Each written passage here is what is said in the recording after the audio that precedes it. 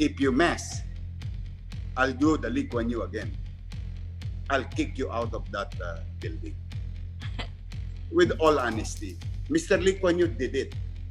Because when he built it, the same challenge. He has no money, he has no technical expertise.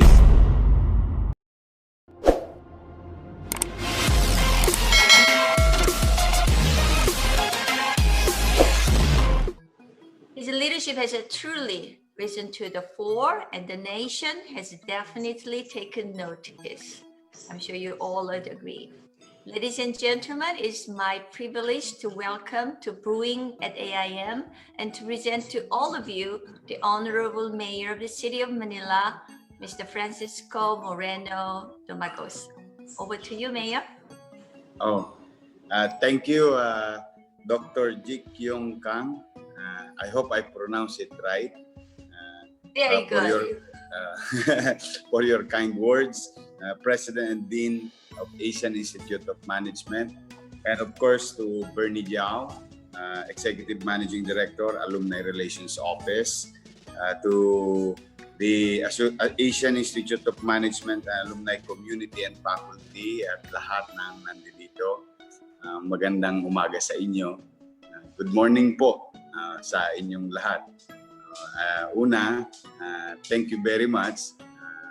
I'm honored and humbled to be part of this talk with you, especially one of the best school, guiding our next generation to lead their respective field of undertakings, and equipping them with the best theory or academic needs to really understand their task. So timing naman, sabi Brewing at AIM. Happy International Coffee Day. Today, we're gonna launch our coffee shop. They call it Capitolio. When you were speaking at the beginning, I was actually thinking about Singapore, and then you said, my idol, and I said, I hope that's Lee Kuan Yew. I mean, everything Lee Kuan Yew did, not in my dictionary idol, but a lot of things, especially what he did for Singapore, it's just amazing. I'm Korean by birth, and what Park Chung-hee regime, when I was growing up, when I was in university, we hated him because of his political stance. But what he did for economy is amazing. So I guess my question also is related to how can you ensure that your legacy, your plan, your dream, your aspiration will live on, and next time when somebody else comes in, whether it's how many years later, nobody knows, right? But we'll continue. I think it's important that we think about the long trajectory, not just when I am the president, when I am the mayor, when I am the whatnot. That I think about the short-term, medium-term plans. Oh, you have a that is a good question, no? Because it happened already. Dr. Kang, just for the sake of our viewers and here in the Zoom, Dr. Kang was right. It didn't only happen in London, also in some part of New York. It deteriorated. It's just a big mess, an eyesore. It happened also in Tondo. I think it has something to do with the design. First, it has something to do with the design. When I saw some of HDB, may paliwanag sa engineer, nasa loob lahat yung nangyayari. Walang pwedeng gawin sa labas in the facade area. Mapapansin mo, unlike what did you see? I don't know if you saw the one in Riles ng tren, the Skyway, the Osmeña Highway. Oh my God! Because I think there's something wrong with the design, because it's hard to police millions, thousands, hundreds of thousands of people with different minds and attitude. But if you limit their discretion, one way or another, and making it as part of the design, you are solving already a few percent of the problem. The second problem is we tend to send them there. Kick them out in the street, send them there. That's it. Solve. Picture taking, post it. That's it. No, we have to change their mindset. We really have to not educate. And I think educate is not the right word to that. It's about talking to them, making it appear and inculcate in their mind that the opportunity given to them on how are they going to value and how they're going to step up their perspective. So we're going to go after their mindset. Another thing, if you mess, I'll do the Kuan Yew again. I'll kick you out of that building. With all honesty, Mr. Kuan Yew did it. Because when he built it, the same challenge. He has no money, he has no technical expertise. There is, but limited at the time. They're just trying to win the independence on all other things of their country at that time. There's so many challenges for Mr. Kuan Yew. But when he built it and somebody's trying to mess it and putting a poultry inside the building, putting a grocery inside their house, their unit, they showed to everyone. He kicked those person out. Then discipline, what those of the government is serious, and I'm also serious because this is expensive in a way, cheap in terms of the I think you know what I mean. Lowering the cost. Yes. Government is always high cost, but low cost, but not at the expense of the integrity, quality, and this is the decency of the building. No, so my point, yes, it may happen. It may happen, but I did try to because of my experience, because of what I saw, because of what I have learned. That's why we limited. Kaya I'll show you more designs, and this is on its way. Another areas in Manila. See, this is the Carmen. No?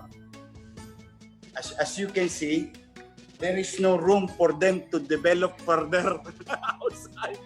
They will fall. It's always inside. There's an open space, more space inside.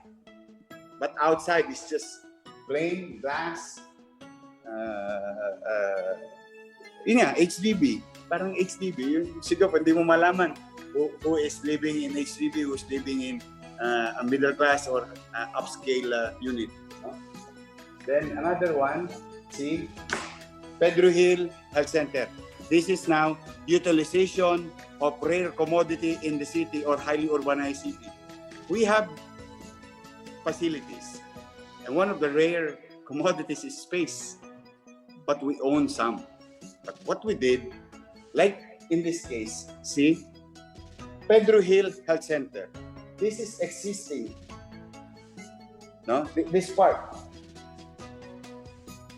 And I told them, okay, let's utilize the space going up. So here, Pedro Hill Health Center housing.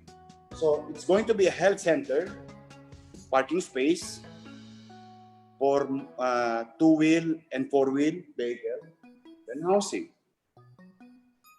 And again, I agree with Dr. Khan. You have to mix demographics.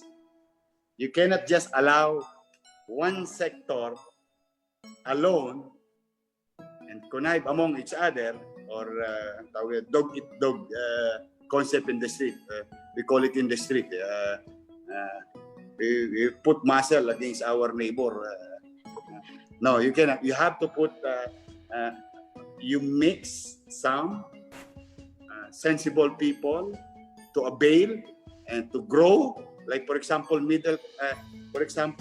working class employees, yeah, with the consistent anong tawag doon? Secured yung income. Tapos maganda ang perspective. So ihahalo-bilo natin sila. Para yung mga, halimbawa man, kung may mga iilan na bulok na idea, kainin siya ng magandang idea or perspective in life. And I agree with Dr. Kang. You have to mix the demographics inside it. If not, they're the one who's going to destroy it among themselves. So, see, and this is another one, San Lazaro Public Market, a public health laboratory. This is our laboratory in San Lazaro, Santa Cruz. Existing. Huh? So, same concept. Parking, housing, employees, ISF, other middle class, or those people who wanted to have their own. Like my mama said, sabi ng nanay ko, basta tanda mo, pag nagkapera ka, pumili ka ng iyo. Pag meron ka na, umulan, bumagyo, at least may mauwihan ka kahit wala kang makain. Yan ang sabi ng nanay ko sa akin. So the same payo yung ginagawa natin. Ito na yung binondominium and the tondominium. Yung tondominium. Binondominium. So this is the tondominium. And if there's one good thing about this place, condominium, there's so much garbage on it. I think you saw it in Facebook, no? It's like mountain, literally mountain of ano yung tira-tirang karne, mga sungay ng baka. Because it's in a veterinary, it is in our slaughterhouse. No, there's so much filth in that area. I think some of your viewers saw it in the early part of my administration. So we flattened the area, created this, then building slaughterhouse again nearby, because the people like the livelihood in the area is about culling, pagkatay, the meat industry in the area, sort of say. Sorry, naubusan na ako ng English. Ang hirap nito. Slaughterhouse, no? Slaughterhouse. That's the yung community livelihood in the area. So, yeah. And I agree with you. We cannot put all the same demographic in just one. We have to, alam mo yung akay, akayin mo, shepherd. Yung mga maling pananaw o maling nakasanayan, yeah? Na yung mali naging normal, yung abnormal naging normal, kaya yung normal naging abnormal naman. Kaya hindi ko pinapayagan yun. With all honesty, I really love them. No politics. Just trying to be honest with you. I love them. And I cared for them. But I cannot allow them to destroy themselves by having the same mindset and continue to have the same mindset. I have, at least, at the very least, moral obligation to tell them and how to discipline yourselves. Okay lang tayong maging mahirap, pero hindi natin kailangan maging dugyot. And I always remember my mother would always tell me, I have, I think, 2 uniforms. For 10 years of schooling, 6 years in elementary, in public education, and 4 years in high school. I have only 2 uniforms, full year round. So minsan nagninisnis. This is metaphoric, the way I understand it now. But my mother would always tell me, sira yung damit mo, tahiin mo. So ibig sabihin, di baling luma, di baling mahirap, pero pwede ka naman disente. Hindi mo kailangan maging dugyot. So those things, and the way also Mr. Kuan Yew, for so many speeches and books that a few pages of those books, And I'm grateful to my professor in Boston when he encouraged me to go to NUS and visit NUS. Then I was exposed to this kind of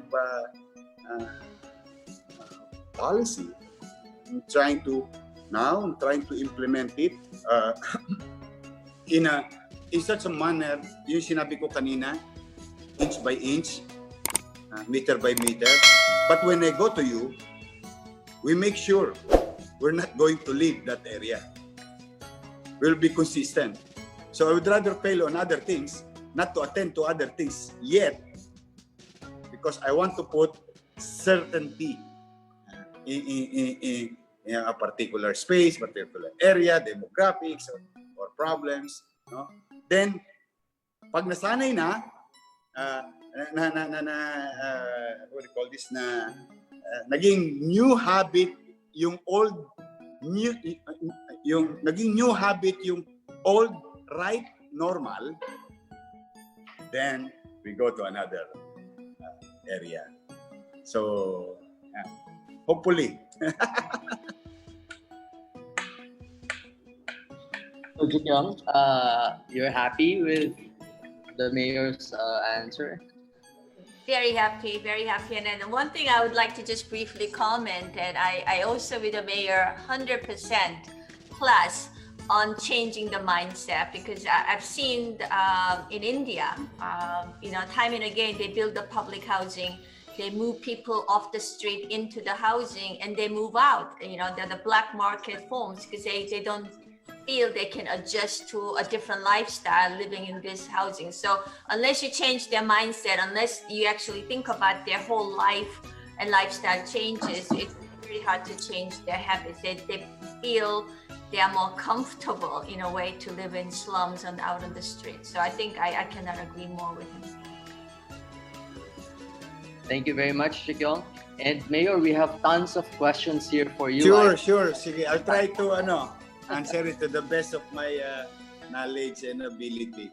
All right. Okay. So the very first question from Mr. Noel Fontanilla, he says, "Dear Yorme, coming from Tondo myself, do you think the people have started to become more disciplined to sustain the improvement and development of our cities?" Malayo pa, to be honest. Because it's like what Manila says, you keep coming back to Manila. We keep coming back to Tondo. So sabi ko nga sa mga kababayan ko, binuto nyo na ako eh. And ang hangad ko lang talaga, yung alam mo yung pinanggigigilan ko lang, alam mo di baling mahirap yung bahay namin. Alam mo yun, di baling hindi namin masyado na-develop yung bahay namin, pero alam mo yung may dignidad sa pagiging mahirap. Kasi may disiplina kami, kasi mahal namin ang sarili namin, kasi may paggalang kami sa kapwa, kasi we respect their opinion, di ba? Tapos malinis ang kalsada, walang siga-siga, na ito malakas. Yan, okupahan yung kalsada, then tutulo ang laway ng kapitbahay, maiinggit, gagawin na naman to. All those things. And this is very challenging because it's been there in their mind for 50 years. So that's why, again, sabi ko, huwag kayo magtapon ng basura sa ilog. Aba, akalain mo, walang bisa. Okay. So it's true that you cannot teach old dogs new tricks. Then, let's not give up. Sabi sa akin ng mga taga-DPS. Anong plano nyo, sir? Go there. Every day. Every single day. No absent. Clean up the creeks. Pick up all those solid waste materials in the body of water. Every single day. Every single day. So, sir, hindi pa tayo parang nagsasayang? Yes, nagsasayang tayo. But what I am after is for the children to see you doing the right thing. And seeing their parents throwing garbage in the creek, that it's wrong. Because nature of kids, walang mali siya ang bata eh. Hindi pa yan dudero, hindi pa yan dudera, wala pa yan malis. if they see that the government is consistent, if they see that I think the government is doing it right, and my parents is committing mistakes or wrongdoings, then naturally, maybe 20 years from now, new mother and new fathers and lolas will teach their kids to do the right thing. So we're doing it because we're trying to clean it, but what I am after is naturally, unti-unti, ma-change yung mindset ng next generation. So sabi ko, it's either magkakulani tayo sa kilikili, kakapulot ng basura, at sila naman magkakulani ng kakatapon ng basura. Yes, that's the attitude na binigay kong mindset sa ating mga DPS. And I'm grateful that I think 2 international organization about the environment just gave them an award. Yung Mandaragat para sa Manila Bay, Baseco Warriors in Baseco, and Ilog Estero Rangers, binigyan sila lahat ng award. And I'm happy for that. The city was given recognition, and I said, "Oh, you received the award. You did this, not me." Then again, going back, that is only one of many.